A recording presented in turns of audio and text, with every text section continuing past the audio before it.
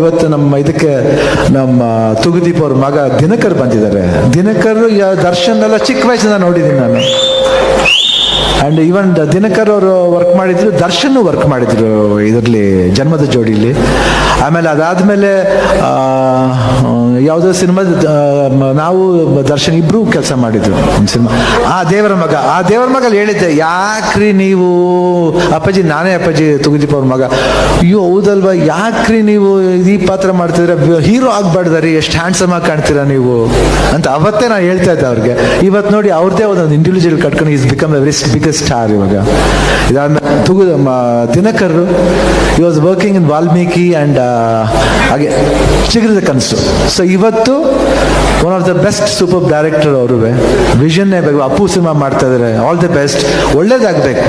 ಯಾಕಂದ್ರೆ ನಾವೆಲ್ಲ ಜೊತೆಲಿ ಬಂದವರು ಅಲ್ಲ, ಒಳ್ಳೇದಾಗಬೇಕು ಅವ್ರಿಗೆ ಅಂತ ಅವತ್ತೇ ನಾನು ಹೇಳ್ತಾ ಇದ್ದೆ ಅವ್ರಿಗೆ. ಈ ಮಾಹಿತಿ ನಿಮಗೆ ಇಷ್ಟವಾಗಿದ್ರೆ ಲೈಕ್ ಮಾಡಿ, ಶೇರ್ ಮಾಡಿ, ಹಾಗೆ ನಮ್ಮ ಕೋಸ್ಟಲ್ ಕನ್ನಡ ಯೂಟ್ಯೂಬ್ ಚಾನಲ್ಗೆ ಸಬ್ಸ್ಕ್ರೈಬ್ ಮಾಡಿ. ನಮ್ಮ ಹೆಚ್ಚಿನ ಅಪ್ಡೇಟ್ಸ್ಗಳಿಗಾಗಿ ಕೋಸ್ಟಲ್ ನೆಟ್ವರ್ಕ್ ಇನ್ಸ್ಟಾಗ್ರಾಮ್ ಪೇಜ್ ಹಾಗೆ ಫೇಸ್ಬುಕ್ ಪೇಜ್ಗೆ ವಿಸಿಟ್ ಮಾಡಿ. ಧನ್ಯವಾದಗಳು.